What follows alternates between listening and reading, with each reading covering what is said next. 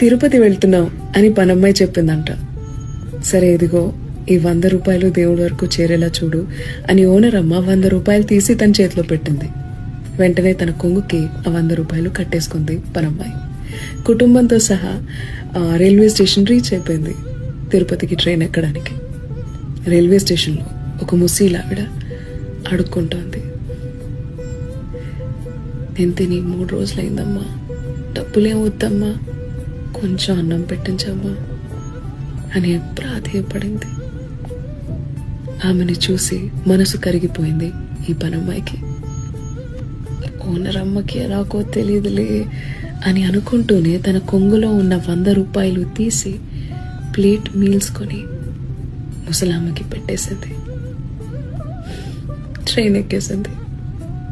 అదే సమయంలో నిద్రిస్తున్న ఓనరమ్మ కలలోకి సాక్షాత్తు శ్రీ వెంకటేశ్వర స్వామి దర్శనమిచ్చి, నువ్వు పంపిన 100 రూపాయలు నా వరకు చేరుకున్నాయి అని చెప్పారట. తక్కని నిద్రలోంచి లేచి ఇంకా అది తిరుపతి చేరుకుని ఉండదే అని వెంటనే పనమ్మాయికి కాల్ చేసింది. పనమ్మాయి జరిగిందంతా చెప్పింది. అప్పుడు అర్థమైంది ఆవిడకి, మానవ సేవే మాధవ సేవని. చిన్న కథ నచ్చిందా?